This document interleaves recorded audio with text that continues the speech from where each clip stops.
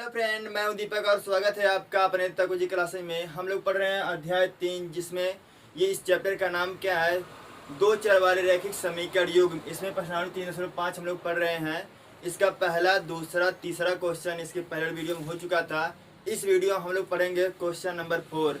इसके यहाँ पे कई क्वेश्चन इसमें दिए गए हैं, उसको हम लोग हल करेंगे, वो भी पूरा विस्तार से। अगर कहीं पर कोई समस्या हो तो आप लोग पूछ लीजिएगा। तो चलिए बिना देरी के शुरू करते हैं वीडियो को। देखिए यहाँ पे चौथा सवाल दिया गया है, निम्न समस्याओं में रैखिक समीकरण युग्म बनाइए और उनके हल यदि उनका अस्तित्व हो किसी बीजगणितीय विधि से हल कीजिए। किसी भी बीजगणितीय विधि से आपको हल करना, चाहे वह वज्रगुणन विधि होगा, चाहे प्रतिस्थापन विधि, चाहे विलोपन विधि। इनमें से आप कोई भी लगा करके आप वहाँ पर एक्स वाई या फिर जो भी आप मानेंगे उनका आपको मान ज्ञात करना होगा। देखिए यहाँ पे चौथे का पहला सवाल दिया गया है कि एक छात्रावास की मासिक व्यय का एक भाग नियत है तथा शेष इस पर निर्भर करता है कि छात्र ने कितने दिन भोजन लिया है। जब एक विद्यार्थी ए, मतलब कोई विद्यार्थी, उसका नाम ए है, को जो 20 दिन भोजन करता है 1000 रुपये छात्रावास के व्यय के लिए अदा करने पड़ते हैं। जबकि एक विद्यार्थी बी को, कोई विद्यार्थी दूसरा, उसका नाम बी है, बी को जो 26 दिन भोजन करता है छात्रावास के व्यय के लिए उसे कितना रुपया अदा करने पड़ते हैं, 1180 रुपये अदा करने पड़ते हैं। उसी ने कहा नियत व्यय और प्रतिदिन के भोजन का मूल्य ज्ञात कीजिए। तो यहाँ पे देखिए दो शब्द कहा गया, लिखा गया एक नियत व्यय, दूसरा प्रतिदिन के भोजन का मूल्य। यहाँ पे आप क्या सोचेंगे? अच्छा कि नियत व्यय है क्या?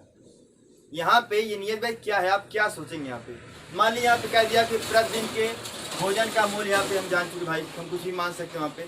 अच्छा नियत व्यय यहाँ पे आखिर यहाँ पे है क्या, इसे आप कैसे समझेंगे? ध्यान दीजिएगा। आप ये समझिएगा कि आप किसी हॉस्टल में, छात्रावास में गए हैं रहने के लिए। आप वहाँ पर चाहे 1 घंटा रहेंगे या 1 दिन रहेंगे या 2 दिन या पूरे महीने भर, ये फिक्स है उसके लिए। अगर आप उस हॉस्टल में गए हैं तो ये आपको रुपया देना पड़ेगा, फिक्स है। अगर ये मान लिए कि इस नियत व्यय का मान आप कितना मान लिए 100 रुपया मान लेना पे, और ये फिर कह दें कि 1 दिन का, प्रतिदिन यहाँ पे लिखा गया है, मतलब प्रत्येक दिन का ये भोजन का खर्च कितना रुपया, ये 50 रुपया। कितना रुपया? 50 रुपया। बाई चांस अगर आप किसी हॉस्टल में 10 दिन रहें, कितने दिन रहें? 10 दिन। 10 दिन आप रहें तो 1 दिन का 50 रुपया, 1 दिन का जैसे भोजन का कितना रुपया लग रहा है? 50 रुपया। 10 दिन आप वहां पर रुक गए तो इसका कितना रुपया देना पड़ जाएगा? 50 का 10 हम गुणा करें कितना आएगा? 500। लेकिन भाई यहाँ पे जो दिया गया यहाँ पे 100 रुपया, उसमें आप रह रहे हैं, उसका अलग से फिक्स है कि 100 रुपया और आपको हमेशा ही यहाँ पे देना पड़ ही सकता है। यहाँ पे कितना हो जाएगा? यहाँ पे ये 600 रुपये। कुल मिला के यहाँ कितना बनेगा? 600। अच्छा आप थोड़ा एक एग्जाम्पल लेते हैं। जैसे अगर आपसे हम ये कह दें, हम आपसे अगर ये कह दें कि कोई व्यक्ति मान लीजिए 15 दिन रह लिया उस हॉस्टल में, कितने दिन वहां पर रहा? 15 दिन। तो 1 दिन का भोजन का मूल्य दिया गया पर ये 50 रुपया है, तो 15 दिन का कितना हो जाएगा? 15 25 75, 700 कितना हो जाएगा? पर 50 रुपया। लेकिन आप वहां पे रह रहे हैं, समझिएगा, इसका मतलब ये किराया है। आप ये क्या सोच लीजिएगा ना कि ये जो 100 रुपया पे लग रहा है उस हॉस्टल किराया, चाहे आप 1 दिन रहेंगे तब भी देना पड़ेगा 100 रुपया, चाहे आप पूरे महीने भरेगा तब भी आपको 100 रुपया देना पड़ेगा। वो भाग आपका ये फिक्स है। नियत व्यय से ही बोला गया। नियत मतलब यहाँ क्या होता है? फिक्स होता है। यहाँ हो जाए कुल मिला करके 850 रुपया। 850 इतना आया। अब देखिए यहाँ पे हम मान लेंगे कि माना नियत व्यय बराबर कितना मानेंगे? x मानेंगे, और प्रतिदिन के भोजन का मूल्य कितना मानेंगे? हम यहाँ पे y रुपया मानेंगे। हमको पता तो है नहीं, तो हम यहाँ पे मानेंगे। देखिए यहाँ पे कैसे लगाते हैं सवाल को। देखिए यहाँ पहले आप लिखेंगे कि माना नियत व्यय बराबर रुपया x। ठीक, फिर इसके बाद लिखेंगे प्रतिदिन के भोजन का मूल्य बराबर कितना मानेंगे? यहाँ पे y रुपया। इतना समय में आप एक बार क्या मानेंगे? नियत व्यय बराबर x रुपया, और यहाँ प्रतिदिन के भोजन का मूल्य कितना मानेंगे आप? y रुपया। पहली शर्त क्या थी? देखिएगा, पहली शर्त के अनुसार, पहली शर्तानुसार यहाँ पे क्या किया गया, उसने कहा कि जब कोई विद्यार्थी ए वह कितने दिन यहाँ पे लिया भोजन, 20 दिन, अर्थात वो 20 दिन उस हॉस्टल में रहा है ना, तो एक दिन का भोजन का खर्च कितना है, वाई रुपया है, तो 20 दिन का 20 वाई हो जाएगा ना। देखिए आप वहां पे गुणा करेंगे, जैसे एक दिन का 50 रुपये, 10 दिन का आपने 50 से 10 में गुणा कर दिया, वहां 500 बन गया। उसी प्रकार से एक दिन का यहाँ पे कितना रुपया, वाई रुपया है, तो आपने 20 दिन भोजन किया है, तो 20 का वाई में गुणा करेंगे कितना हो जाएगा, 20 वाई हो जाएगा। कितना हो जाएगा, 20 वाई। लेकिन हॉस्टल का किराया आप छोड़ दे रहे हैं, प्लस एक्स यहाँ पे जोड़ना पड़ जाएगा आपको, प्लस यहाँ पे क्या जोड़ना पड़ेगा, एक्स। इसका मतलब एक्स प्लस कितना बनेगा, 20 वाई। उसका कुल मिला के रुपया कितना देना पड़ा उसे, 1000 रुपये। यहाँ पे आप लिखेंगे कि 20 दिन का ये कुल व्यय, 20 दिन का कुल व्यय यहाँ पे कितना हो जाएगा, तो आप लिखेंगे नियत व्यय प्लस 20 गुणे प्रतिदिन के भोजन का मूल्य बराबर, यहाँ पे कुल मिला के कितना रुपया देना पड़ा था, बराबर यहाँ कितना हो जाएगा रुपया, ये कितना पे आया है, 1000 रुपये। कितना पे आया था, 1000। देखिए नियत व्यय कितना माने आप, 100 रुपया, फिर प्लस 20 गुणे यहाँ पे प्रतिदिन के भोजन का मूल्य कितना है, वाई है, तो यहाँ हो जाएगा 20 गुणे वाई बराबर कुल मिला कितना रुपये देना पड़ा, 1000। यहाँ हो जाएगा x प्लस 20 वाई बराबर 1000। इसमें कोई समस्या, ये समीकरण नंबर आप 1 मान लीजिएगा। देखिए आपने समीकरण 1 प्राप्त कर लिया। दूसरी शर्त क्या थी, यहाँ पे देखिए लिखेंगे आप, दूसरी शर्त के अनुसार, दूसरी शर्तानुसार यहाँ पे आपकी बार जो बी था वह कितने दिन भोजन किया था, 26 दिन। तो आप यहाँ पे लिखेंगे 26 दिन का छात्रावास के लिए आप लिख सकते हैं यहाँ पर 26 दिन का कुल व्यय, यहाँ पे लिख सकते हैं आप इकट्ठा 26 दिन का कुल व्यय यहाँ कितना हो जाएगा, आप यहाँ पे लिखेंगे कि नियत व्यय प्लस 26 गुणे प्रतिदिन के भोजन का मूल्य, इतना लिखेंगे आप बराबर, यहाँ पे कुल मिला के रुपया कितना देना पड़ा था उसे, 1180 इतना हुआ। अच्छा नियत व्यय कितना माने आप, x माने हैं, प्लस 26 गुणे यहाँ पे प्रतिदिन के भोजन का मूल्य कितना माने थे, y, यहाँ हो जाएगा गुणे y बराबर यहाँ पे कितना रुपया है, 1180। अब यहाँ हो जाएगा x प्लस 26y बराबर 1180। समीकरण नंबर 2 बन गया। देखिए समीकरण नंबर नीचे 1 है, यहाँ पर क्या है, 2 है। अब आप इसे आसानी से विलोपन विधि द्वारा हल कर सकते हैं। विलोपन का मतलब क्या होता है, विलुप्त करना या फिर गायब करना। देखिए यहाँ पे कैसे गायब करते हैं, ध्यान दीजिएगा। यहाँ समीकरण 2 में देखिएगा x का गुणांक 1 है, यहाँ पर कितना 1 है। इन दोनों गुणांक यहाँ पे देखिए समान है और चिन्ह भी समान है। हम अगर समान चिन्ह वाली गिनतियों को जोड़ते हैं तो जुड़ जाएंगे आपस। यहाँ पे दोनों आपस में कैंसिल कब होंगे, जब यहाँ पे घटाएंगे। हम क्या करेंगे, समीकरण 2 माइनस समीकरण 1 कर देंगे, समीकरण 2 माइनस समीकरण 1। ऊपर ये मिटा दें, इसको देखिए मिटा दे रहे हैं इसको हम यहाँ पे। देखिए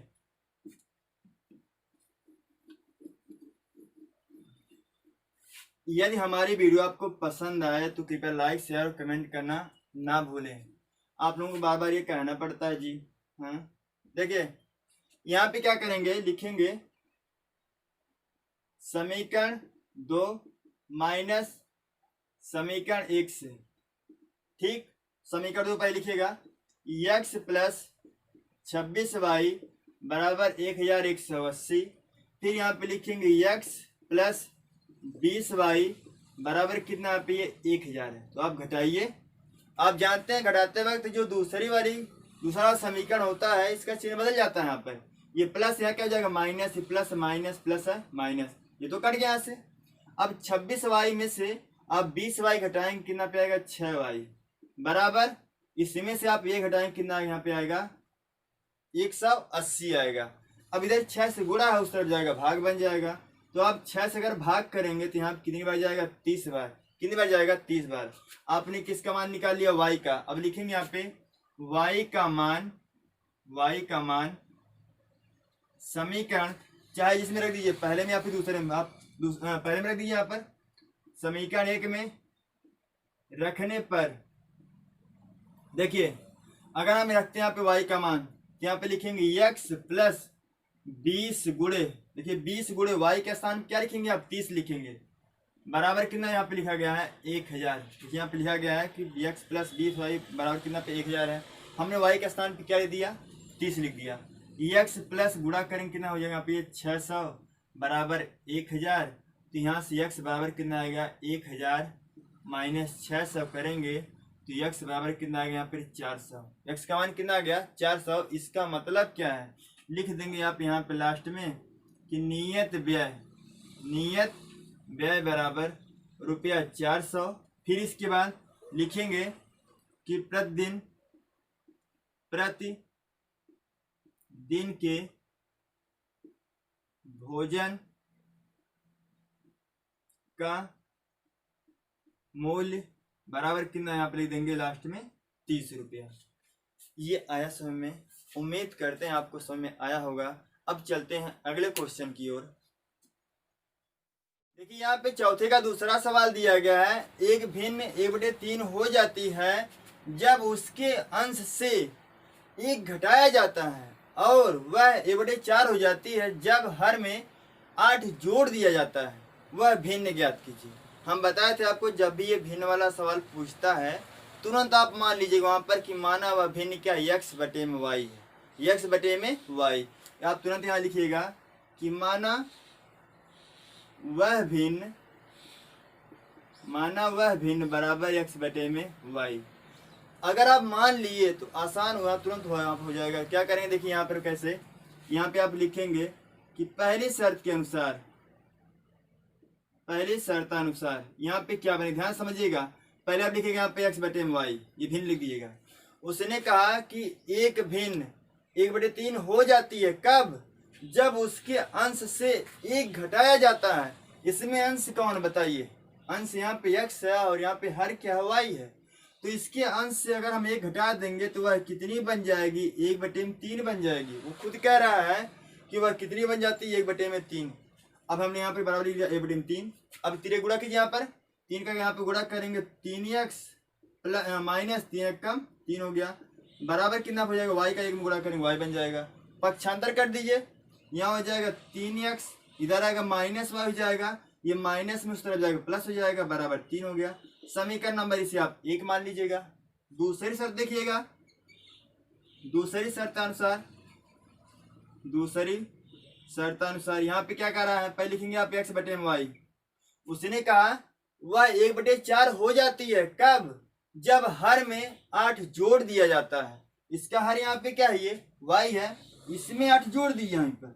अब ये कितना बन जाएगी, 1/4 बन जाएगी। फिर 3 गुणा कीजिए आप, अगर आप 3 गुणा करना चाहते हैं तो यहाँ कितना हो जाएगा, 4 का x में गुणा करेंगे 4x हो जाएगा, बराबर y प्लस 8 का अगर 1 में गुणा करेंगे तो यहाँ हो जाएगा y प्लस 8। ऐसा बना, पक्षांतर कर दीजिए ना, यहाँ हो जाएगा 4x माइनस y बराबर कितना पे आएगा 8। ये समीकरण नंबर कितना हो गया, 2 हो गया। इतना आया। इसी भी आप किस विधि से हल कर देंगे, विलोपन विधि से। देखिए आसानी से कट जाएगा। यहाँ पर देखिए माइनस y लिखा गया है, यहाँ पर क्या माइनस y है। देखिए ध्यान दीजिएगा, हमने कहा अगर समान चिन्ह वाली गिनतियां मिलती हैं तो घटा दीजिएगा, तब वो कट जाएंगे। अगर विपरीत चिन्ह वाली गिनतियां रहेंगी, जैसे प्लस माइनस जोड़ दिया अपने आप कट जाएंगे वो। लेकिन ऐसा कब करेंगे, जब उनके गुणांक समान होंगे तब। जैसे देखिए यहाँ पर 1 लिखा गया है, यहाँ पे कितना 1 मतलब -1 समान यहाँ पे चिन्ह वाली गिनती यहाँ पर है ये। तब क्या करेंगे आप, यहाँ पर इनको हटा दीजिएगा। लिखेंगे आप यहाँ पर कि समीकरण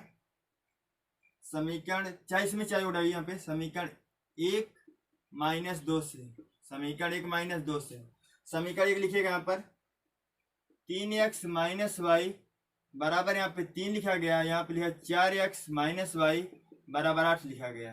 तो यहाँ पे करें क्या, हमने कहा था ना जब भी आप घटाते हैं तो दूसरा वाला समीकरण जो होता है उसका चिन्ह बदल जाता है। यहाँ प्लस क्या हो जाएगा, माइनस माइनस प्लस, यहाँ पे हो जाएगा माइनस। देखिए यहाँ पर ये माइनस वाई है, ये कौन यहाँ पे कितना, यहाँ पे ये प्लस वाई है। माइनस और प्लस वाई कैंसिल यहाँ हो जाएगा। यहाँ हो जाए देखिए प्लस वाली गिनती है और ये किस गिनती है, माइनस वाली गिनती है। विपरीत चिन्ह वाली गिनतियाँ घट जाती हैं। कौन सी गिनती बड़ी है, माइनस वाली। आप माइनस लगा दीजिएगा। कितना बढ़िया, 4x में से आप 3x घटाएंगे कितना पे आएगा, x आएगा। यहाँ हो जाएगा x बराबर, देखिए यहाँ -8 है और +3 है, तो माइनस वाली गिनती बड़ी है, 8 में से आप 3 घटाएंगे कितना पे आएगा 5। तो x का मान कितना पे आएगा 5 आ गया। x का मान कितना आ गया 5। अब क्या करेंगे, इस x का मान किसी भी आप समीकरण यहाँ पे रख सकते हैं। तो हमने क्या किया, समीकरण 1 का मान यहाँ पर लिख देंगे हम यहाँ पर कि x का मान समीकरण 1 में रखने पर, तो रखिए जहाँ पे x लिखा रहेगा उसके स्थान पर 5 लिखेंगे। यहाँ 3x लिखा गया है तो लिखेंगे आप यहाँ पे 3 गुणे 5 और माइनस y बराबर कितना पे लिखा गया है, 3 लिखा गया, इतना हुआ। देखिए यहाँ पर 5 3 कितना बनेगा 15 हो जाएगा, यहाँ पे 15 माइनस y बराबर 3 लिखा गया, बराबर कितना पे 3 है। तो यहाँ से -y बराबर क्या हो जाएगा, ये प्लस में है, यहाँ प्लस लगा उस तरफ जाएगा, क्या बनेगा माइनस, यहाँ हो जाएगा 3 माइनस 15। अब माइनस y बराबर देखिए यहाँ पे कितना आएगा -12 आएगा, तो y का मान कितना आ गया 12 आ गया। y का मान कितना आएगा 12, कैसे, माइनस माइनस कैंसिल हो जाएगा, y का मान कितना पे आ गया 12 आ गया। अब यहाँ पे लिख दीजिएगा कि वह भिन्न क्या बन जाएगा, लास्ट में आप आंसर लिखना मत भूलिएगा, यहाँ पे आप लिखेंगे, यहाँ पे बन जाएगा क्या, देखिए अतः भिन्न बराबर यहाँ कितना हो जाएगा, देखिए पहले आप लिखेंगे अंश बटे में हर, अंश यहाँ पे क्या है x है, x का मान कितना 5, हर कितना y का मान कितना पे है 12, यही इसका आंसर है। यहाँ पे कोई किसी को अगर कोई समस्या पूछ भी सकता है, कमेंट करके आप पूछ भी सकते हैं, ठीक है। चलिए चलते हैं अगले वाले क्वेश्चन की ओर। देखिए यहाँ पर चौथे का तीसरा सवाल दिया गया है, यश ने टेस्ट में 40 अंक अर्जित किए जब उसे प्रत्येक सही उत्तर पर 3 अंक मिले तथा अशुद्ध उत्तर पर 1 अंक की कटौती की गई। यदि उसे सही उत्तर पर 4 अंक मिलते तथा अशुद्ध उत्तर पर 2 अंक कटते तो यश 50 अंक अर्जित करता। टेस्ट में कितने प्रश्न थे, यही पूछा गया क्वेश्चन में। यहाँ पे कुल मिला के कितने क्वेश्चन थे। अब इसे कैसे हम हल करेंगे, ये बहुत ध्यान समझिएगा। अच्छा, ये क्वेश्चन ऐसे जैसे कहाँ पे मिलते हैं, जैसे जो लोग पॉलिटेक्निक का पेपर देते हैं या फिर बीएड का पेपर देते हैं, वहाँ पर आप देखते हैं वहाँ पे लोग कहते हैं कि माइनस मार्किंग इसमें लगा, क्या लगा है माइनस मार्किंग। जिसे हम आपसे ये कह दें कि देखिए एक सही उत्तर पर, ध्यान समझिएगा बहुत आप यहाँ पर, कि जैसे यहाँ पे लिखा गया है कि एक सही उत्तर पर, सही उत्तर के लिए यहाँ पर अगर एक सही उत्तर होगा आपका, उसके लिए आपको 4 अंक दिए जाएंगे। अगर अशुद्ध उत्तर हो गया, अगर अशुद्ध उत्तर हुआ तो इसके लिए आप 1 नंबर कटौती कर दी जाएगी, 1 नंबर वहाँ पे काट लिया जाएगा। जितने क्वेश्चन गलत होंगे उतना नंबर आपका काट लिया जाएगा। जैसे हम आपसे ये कह दें, अगर यहाँ पे कह दें कुल प्रश्न कितने हैं 10 है, कुल कितने प्रश्न यहाँ पर दिए गए हैं 10 है, जिसमें से आपने 5 क्वेश्चन सही कर दिए और 5 क्वेश्चन गलत। हम अगर आपसे कह दें कि जो आप गलत यहाँ पे क्वेश्चन कर दिए, यहाँ पे लिख दिए आपकी 5 सही उत्तर है, 5 सही उत्तर, और आप 5 गलत कर दिए, यहाँ पे 5 अशुद्ध उत्तर आपने कर दिए। ध्यान समझिएगा, इसमें आपने क्या किया, 5 क्वेश्चन सही कर दिया, 5 क्वेश्चन गलत कर दिया, तो आपको नंबर कितना मिलेगा बोलिए। तुरंत आप करेंगे पहले क्या, जितना आपका क्वेश्चन सही है पहले उसमें आप 4 से गुणा करेंगे, क्योंकि देखिए यहाँ पर लिखा गया है एक सही उत्तर पर 4 अंक मिल रहे हैं, तो आप 5 क्वेश्चन सही कर दिए तो 5 चौके कितना बन जाएगा यहाँ पर, ये 20, कितना बनेगा 20। लेकिन ध्यान दीजिएगा कि जितना क्वेश्चन आप गलत किए हैं, एक क्वेश्चन पर 1 नंबर कटेगा, एक क्वेश्चन पर 1 नंबर।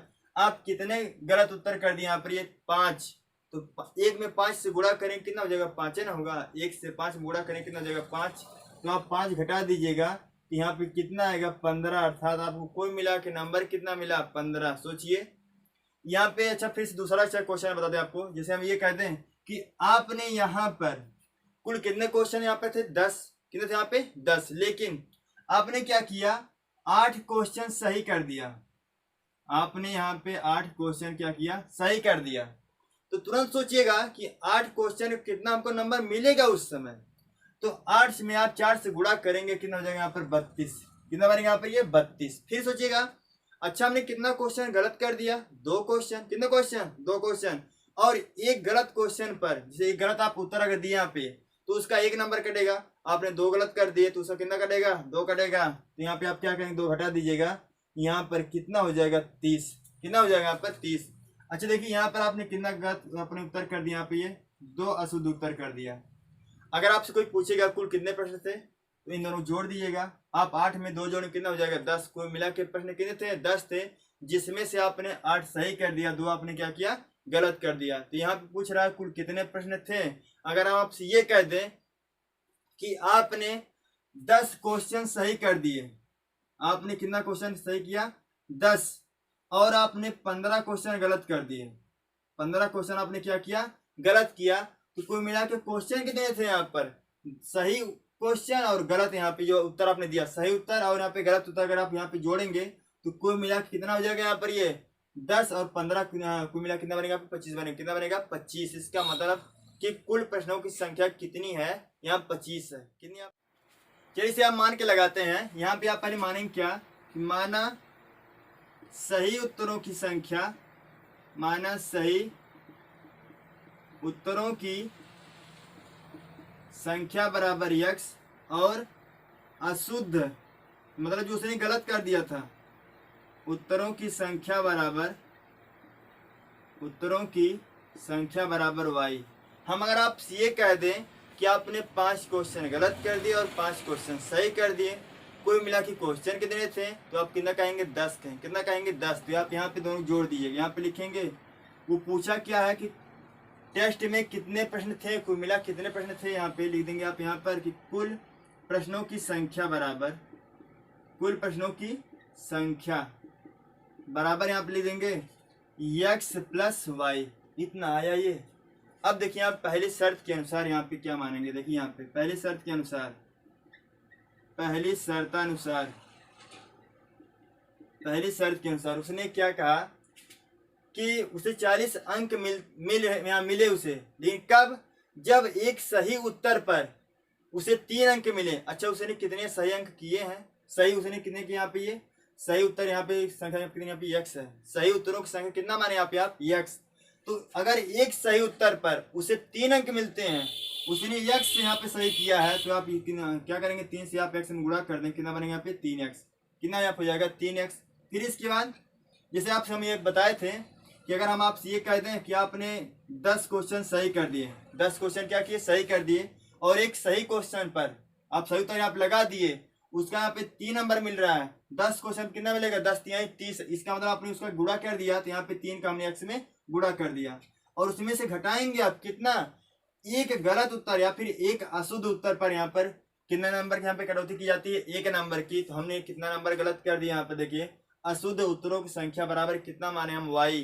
तो यहाँ पे लिखेंगे y गुणे कितना करेंगे? 1 करेंगे, बराबर कुल मिला कितना बनेगा यहाँ पे? 40। यहाँ हो जाएगा 3x माइनस वाई बराबर कितना आ गया? 40। ध्यान दीजिएगा, जितना वो क्वेश्चन गलत करेगा उतने में 1 से गुणा कर देंगे। उतने में क्या करेंगे? 1 से गुणा करके, और जितना वो कुल पाया रहेगा नंबर, उसमें से हम घटा देंगे। यहाँ पर उसने वाई क्वेश्चन यहाँ पे गलत कर दिए हैं, और एक क्वेश्चन पर 1 नंबर की कटौती की जाती है। वाई क्वेश्चन उसने गलत किया, तो यहाँ पे वाई का 1 में गुणा करेंगे, वाई आएगा, वाई अंक की यहाँ पे कटौती कर देंगे। तो यहाँ हो जाएगा 3x माइनस वाई बराबर 40।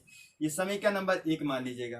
दूसरी शर्त के अनुसार यहाँ पे देखिएगा, दूसरी शर्त के अनुसार बहुत ध्यान से समझिएगा। यहाँ पर ये देखिए, यहाँ पर दूसरी शर्त के अनुसार यदि उसे सही उत्तर पर 4 अंक मिलते हैं, तो उसने कितना चाहिए? सही किया है, x सही किया है, तो 4 का x में गुणा करेंगे, कितना बनेगा यहाँ पे? 4x। उसको कुल मिला के 4x यहाँ मिले, माइनस इसमें से घटाएंगे कितना? अगर उससे एक अशुद्ध उत्तर पर 2 अंक की कटौती की जाती है, उसके नंबर में से एक अशुद्ध उत्तर पर 2 नंबर की कटौती की जाती है, तो उसने कितना अशुद्ध उत्तर किया है? अशुद्ध उत्तरों की संख्या कितना माने आप? y। यहाँ पे लिखेंगे 2 गुणे y बराबर, यहाँ पे उसे कितने अंक मिलते हैं? 50 अंक मिलते हैं। कितने मिलते हैं? 50 अंक। तो यहाँ पे लिख दीजिएगा कि 4x माइनस 2y बराबर कितना लिखेंगे आप? 50 लिखेंगे। कितना लिखेंगे? 50।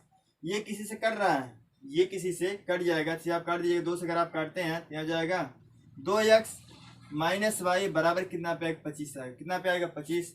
ये समीकरण नंबर आप 2 मान लीजिएगा। समीकरण नंबर कितना मानेंगे आप? 2। इतना आया। अब इसके बाद क्या करेंगे, इसको भी आप क्या करेंगे, देखिए माइनस वाई यहाँ पर भी, माइनस वाई यहाँ पर भी है। समीकरण 1 में समीकरण 2 आप हटा दीजिए, तो यहाँ पे आप लिखेंगे समीकरण 1 -2 से, समीकरण 1 -2, समीकरण 1 पर लिखिएगा 3x - y बराबर 40 है, और यहाँ समीकरण 2 है 2x - y बराबर कितना पे दिया गया, ये 25 है। घटाइए आप, यहाँ पर घटाते वक्त यहाँ पे इसका चिन्ह बदल जाएगा, माइनस प्लस, ये क्या हो जाएगा माइनस। अब देखिए यहाँ पे 3x में से अगर आप 2x घटाएंगे कितना पे आएगा, x है, कितना पे आएगा x, ये माइनस वाई प्लस वाई ये कैंसिल हो जाएंगे, बराबर यहाँ पे 40 में से अगर आप ये 25 घटाएंगे कितना पे आएगा 15 आएगा, कितना आएगा 15। x का मान कितना आ गया 15, x का मान किसी एक समीकरण में रखिए, लिख देंगे हम कि x का मान